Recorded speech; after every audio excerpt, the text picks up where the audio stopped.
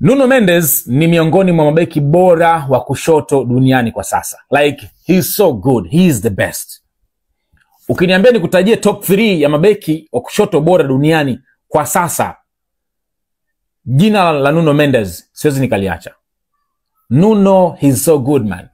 This guy anaweza kudefend, kulinda, anaweza kushambulia. Angalia pace yake akiwa na mali mguuni. Ni mchezaji wa tofauti sana. Jana amefunga goli zuri sana kwenye game ya kwao ambapo PSG walikuwa wana lose kwa goli moja, walikuwa nyuma kwa goli moja. Nuno Mendes anatoka bench anakuja kuingia na kusawazisha goli. Game imeisha draw 1-1.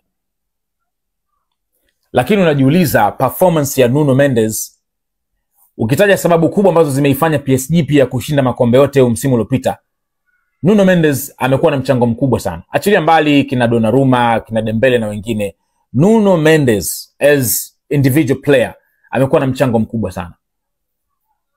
Na uzuri ni kwamba Luis Enrique anaweza kumbadilishia option, anaweza kumfanya defend, anaweza kumfanya shambulie. Like, you can use him whatever you want.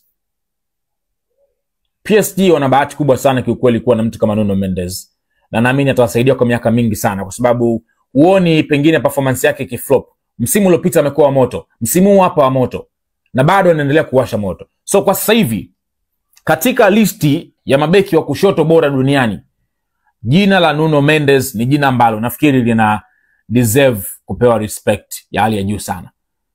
Mimi kwenye ukweli nitasema ukweli, cause mwisho wa siku tunaangalia football, tunaenjoy football, hata kama tuna timu tunazozipenda, lakini napenda pia ku appreciate wachezaji wengine ambao wanafanya vizuri kutoka katika timu nyingine.